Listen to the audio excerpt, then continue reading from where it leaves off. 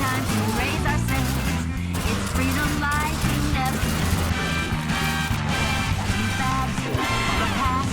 Say a word, I'll be there in a flash. You could say my hat is off to you. Oh, we can zoom all the way to the moon from this great wide wacky world. Jump with me, great point with me, oh yeah. It's time to jump up in the air. Jump up, don't be scared. Jump up and your cares will soar away. And if the dark clouds start to swirl, don't fear and shed a tear, 'cause I'll be your one-up girl. So let's all jump up super high, high up in the sky. There's no power up like dancing. You know that you're my superstar, so no one else can take me this far. I'm flipping the switch. Get ready for this. So let's do the Odyssey. Are the bringer of death.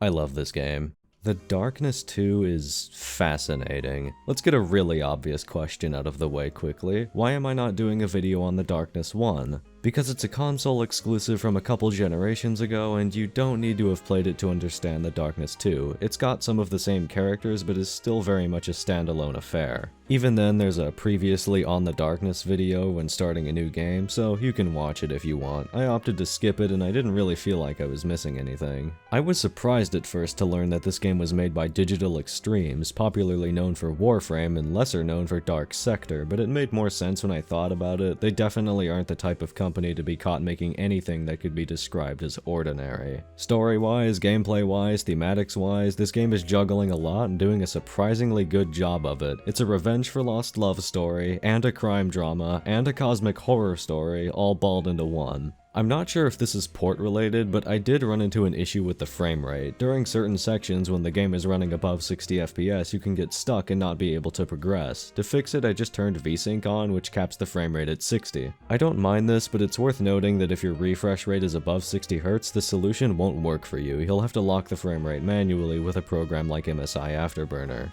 With that little hiccup out of the way, here's what this game is about. You play as Jackie Estacado, head of the local mafia. The game opens with you and your good pal Vince about to enjoy a nice night out at a cute little diner when suddenly the place gets torched by a rival gang in an attempt on Jackie's life. It looks like this is the end of the line for Jackie until he decides on the most reasonable course of action given the situation, summoning forth dark powers beyond our comprehension to rip apart his attackers using eels. Yeah, safe to say this isn't the most normal game ever. Let's take a closer look at it. The Darkness 2 was based on a comic book series of the same name. That's why it's very saturated and slightly cel-shaded. I assume that's why anyway. Beyond that artistic choice, this is a 2012 game and, well, yeah, this is what you get. Areas and characters look a bit bland, but I think that's to the game's credit. It makes more fantastical elements like the Darkness itself really pop out more. You spend most of the game with these two snakes attached to your back and you never get 100% used to them. They always look out of place, like they don't belong, but in a good way where they come across as being truly otherworldly and alien.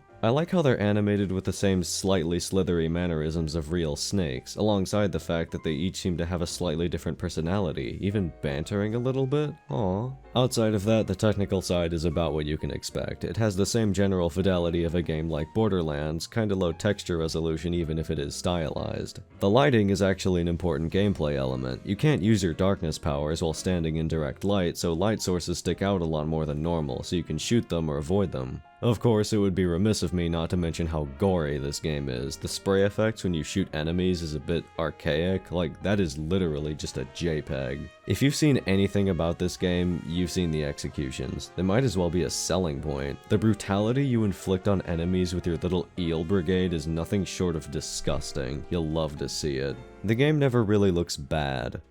But the sound design though. This is the starting pistol. Listen to how it sounds.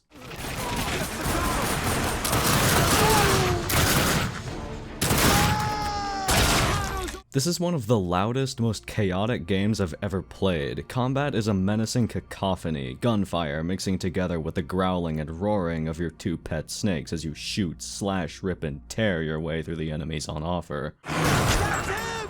Shoot him!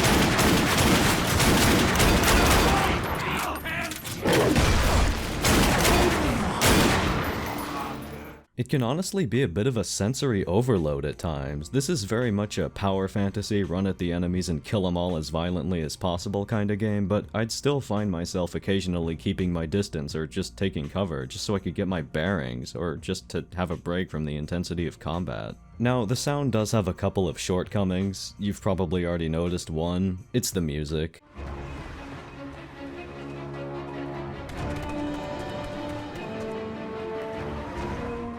It's not bad, it's just a bit tonally out of touch with what's actually happening on screen. It's this orchestral, kind of heroic sounding affair, even though the gameplay is just...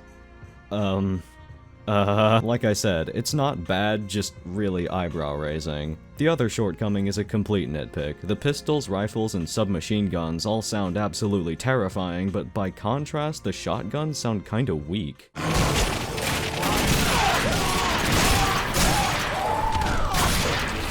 Like, they're not bad, they sound pretty good, but that's the thing, isn't it? They sound pretty good in a game where all of the other weapons sound godlike. Speaking of sounding godlike, this game's voice acting and characters in general are a treat. Normally I save story beat stuff till later on in the video, but not this time. It just can't be ignored. I can't really remember the last time a game legitimately made me laugh this much, and I don't mean that in a condescending YouTube critic, the writing's so bad kinda way. This game is just genuinely funny. It's interesting because a lot of the writing I don't think is very funny on its own, but it's how it's presented. Jackie, how you doing? I'm pissed off, boys. We're gonna find these fucks. Jimmy's got some info already. How the fuck's that guy know everything? He's a goddamn encyclopedia. Encyclopedia? Listen to you. Like you ever cracked a book in your life. This fucking guy, right? I mean, who knows what makes a guy go nuts, but you definitely know it when you see it, right? You know, his father went crazy all them years ago. Maybe it's Herod, Harushiri, you know, how about the fuck you say that jeans thing? You know. How you holding up, Jackie? I'm alright, Aunt Sarah. How you doing?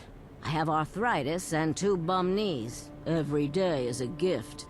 How do you think I'm doing? You're something else, you know that? And you look like shit, you know that? I'm gonna make you some of that meatloaf you love so much. I'll have it for you in a couple of hours. Nice home-cooked meal is what you need. You're the best. Bet your ass I am. Hey, Jack. So, Jimmy told me about the Brimstone Club. Sounds like a real dumpster. You, got a hookup over there?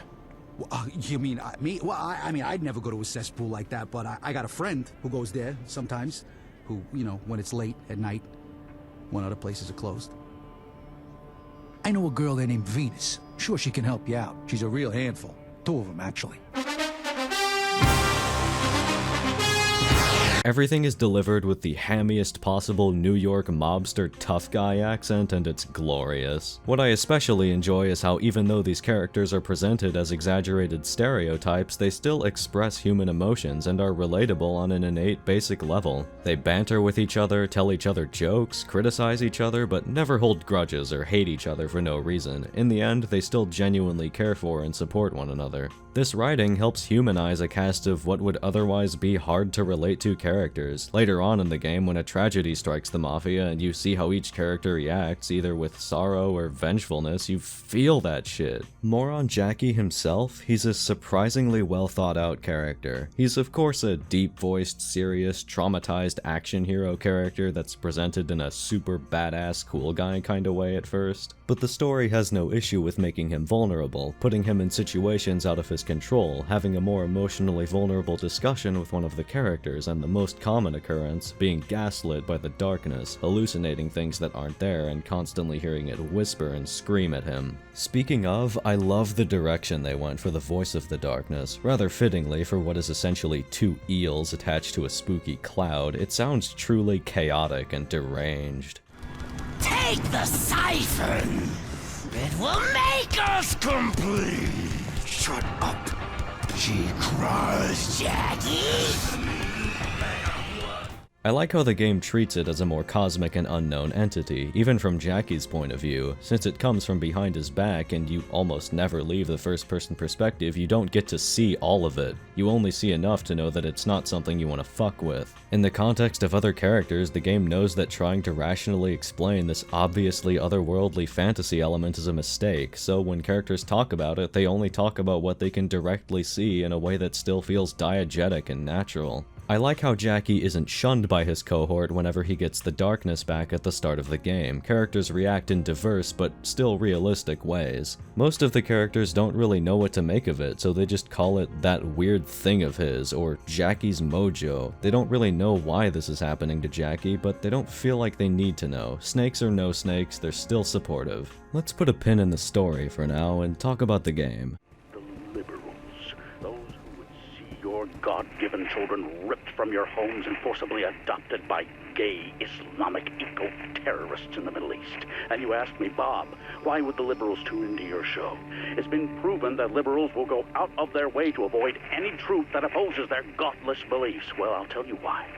Because they know you, the patriots, are hearing the truth straight from the Bob's mouth. I'm not gonna lie to you, it takes a little while to get used to. This is a game where you can control two dual-wielded weapons independently of each other while also controlling two extraneous limbs that each do different things. Any way you spin it, there's gonna be a bit of a learning curve. The Darkness 2 is a very linear game. You progress through the levels killing enemies, finding secrets, and looking at cutscenes. Killing enemies and grabbing the secret relics gives you Dark Essence, your upgrade material, which is spent at this portal here. Before I get too deep into the upgrades, I need to talk about your two little pets first. I'm gonna call this one Bites for obvious reasons, and this one Potemkin.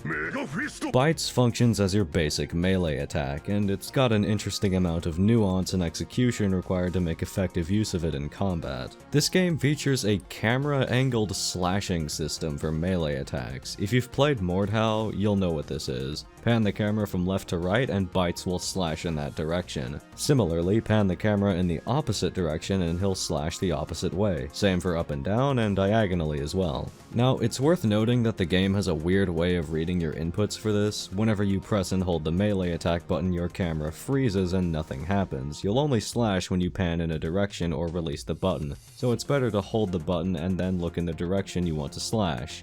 Like I said, takes some getting used to. The angle and position that you hit enemies does actually mean something. Swipe their torso with a diagonal strike and you'll knock them off balance slightly. Slap their head with a more sharply angled attack and they'll go flying across the room. Slash directly down and they'll crumple into the floor. There's an unlockable upgrade that lets you suspend enemies in midair for a couple seconds by slashing at an upward angle, and a follow-up upgrade that lets you slam them back into the ground with a downward slash, causing them to explode into a shower of body parts and stun nearby enemies. It's worth noting that enemies get stunned no matter how you hit them, they just get stunned for longer if you put in the time to be a bit more precise. If you want to just flail around or can't quite get a grasp on the controls, the game doesn't outwardly punish you for it. Nice. Potemkin, as his name would suggest, grabs things, with the purpose of using them as a shield or tossing them at your enemies, or both. Thin objects like rebar and pool cues impale enemies to walls. Wider objects like car doors and trash lids can be used as mobile cover, and when you're bored of that, you can hurl them like a saw blade to slice enemies in two. Reminds me of Ravenholm. You can also throw explosive barrels, which diagnose your enemies with mesothelioma, entitling them to financial compensation. What the fuck do you think the explosive barrels do? Enemies that have been killed without being executed or jibbed will leave behind hearts, which can be grabbed and eaten for a free heal, and some bonus Dark Essence. Quite valuable, as this game doesn't have any medkits or anything. All of your health will be gained from killing. Potemkin can also grab enemies that have been stunned. Stunning them is as simple as smacking them with bites or shooting them a bit, after which you can throw them if you misclicked or something, or you can execute them. Each execution has a different tangible effect on the gameplay. They're not just meant to be a flashy finisher. There's 4 different types of execution and they all each have their own set of unique animations that are randomly cycled through. Sick. The first execution gives you health back, naturally. The second gives you ammo back. I use this one way more than the others as ammo is actually quite scarce. Third execution gives you a portable demon shield to use as cover and as an instant kill whenever you get bored of it. And the final execution reduces the remaining cooldown on a couple of unique darkness abilities I haven't talked about yet. It's worth noting that you only start the game with one of these executions. You have to unlock the rest of them yourself with the upgrade wheel. This is one of the best fucking upgrade menus I've ever seen in a game, because it ticks all 3 boxes. Every single upgrade here is fun to use, relatively unique from each other, and most importantly, actually impactful in gameplay. Some upgrades are dependent on others, so as long as you're paying attention, there are no incorrect choices here. You'll find a use for everything. I love how most of these straight up add extra mechanics rather than just incremental stat boosts, and they're very often a bit wacky. Those 2 cooldown based abilities I mentioned earlier can often end fights before they even start. The swarm power can stun lock groups of enemies for easy chained executions, and gun channeling is a temporary damage boost for your weapons, and it has an upgrade where it also auto aims to enemies, but only if you use it while dual wielding. There's the aforementioned Devil May Cry tentacle combo thing. One upgrade introduces a random chance that instead of being able to grab the heart of a dead enemy, you can instead grab a black hole.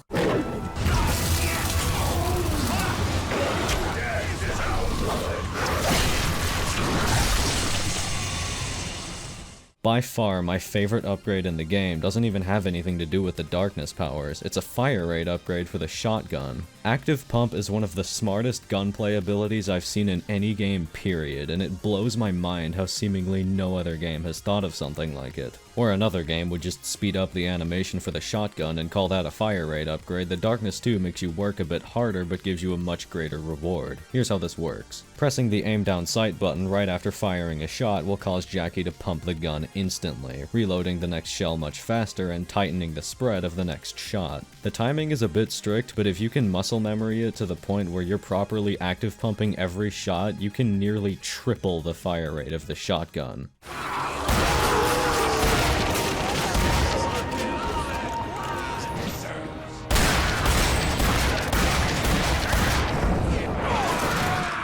In case it isn't abundantly clear at this point, I love the combat loop. The core of it is already extremely satisfying with a decent amount of nuance, and all the crazy upgrades only give you more options. All of these mechanics would be kinda pointless if the game didn't challenge you to the point of needing to use them. The Darkness 2 has 4 very well designed difficulties. The higher you go, enemies do more damage and appear in higher numbers, but they don't make the mistake of giving them massively inflated health, thank God.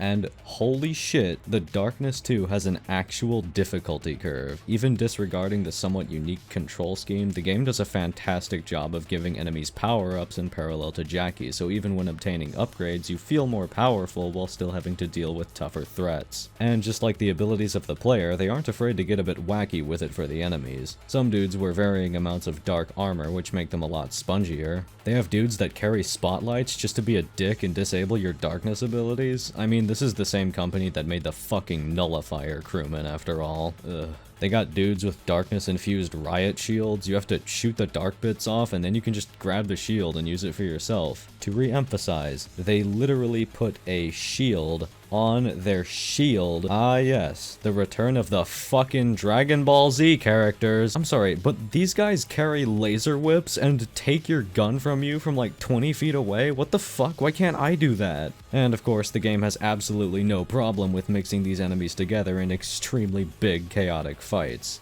Despite every enemy being just a guy, when you're an edgy magical gun-fu crime hero, you still feel like you're fighting a worthy opponent. I guess now is a good time to get back to the story. Who are you actually fighting, and why? Before I get too in detail, I'm gonna address something that was in the first game and is a major driving force of the plot in this one. I'll let Jackie summarize. See, there was something inside me. Something terrible. Waiting to get out. And when it did, it made me watch the only thing I ever cared about. Get her brains blown out right in front of me.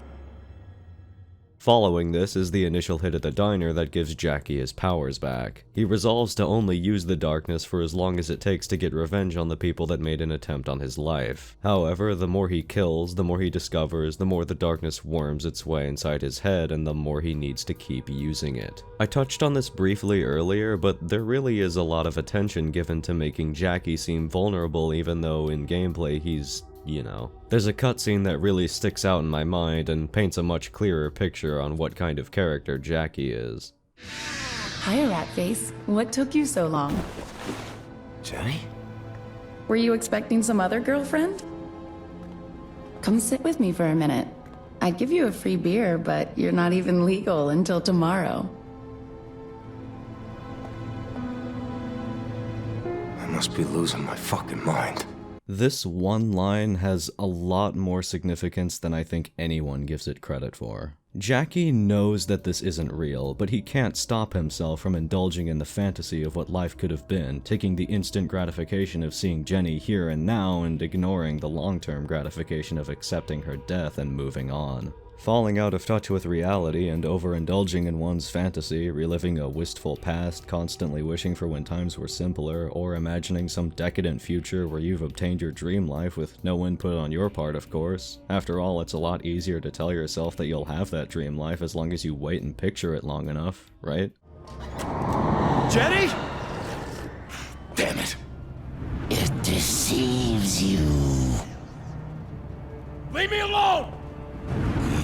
Are alone, Jackie.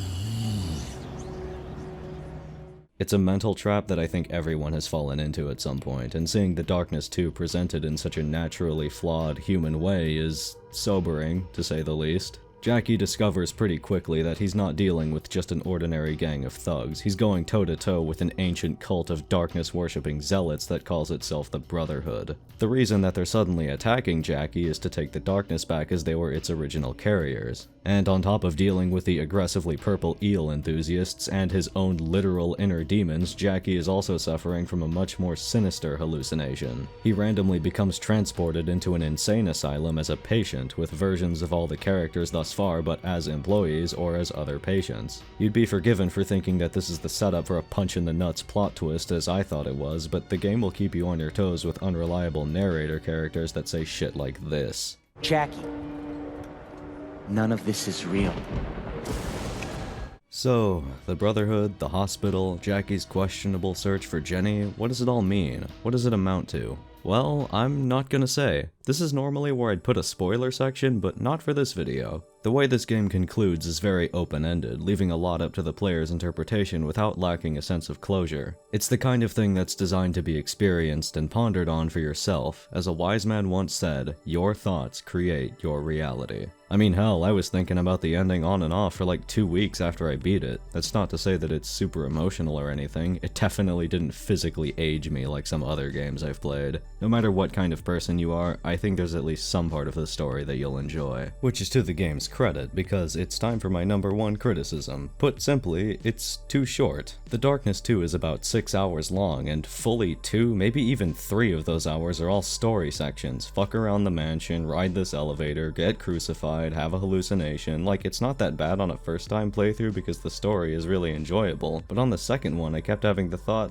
why won't they let the game be fun? That said, I still felt compelled to play through twice for this video, because the New Game Plus is actually really good. It has nothing at all to do with the fact that on my first playthrough, I, in my esteemed genius, forgot to record the entire last hour of the game. You can play through with all of your upgrades from a previous playthrough, especially nice since you definitely don't get enough Dark Essence to max out this entire wheel on a single playthrough, even if you're a vigilant secret hunter. But more importantly, they let you play at a higher difficulty, fucking thank you! And with that out of the way, I think I've talked about everything I wanted to. Definitely no other facet of this game that I'm purposefully forgetting about at all. I can't recommend The Darkness 2 enough. It's $30 on Steam, and given the game's length, that might make you wince, but as previously stated, I found more than enough reason to play through the game multiple times. If you're still on the fence, the game has a demo, so you can just give it a shot. That's all for now. Sorry this video took so long. I was involuntarily doing my best Smoker from Left 4 Dead impression for about a week and a half. Trying to record lines when you slip into a coughing fit every 5 seconds is kinda hard.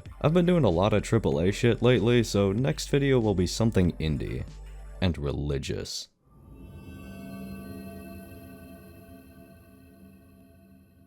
Sorrowful be the heart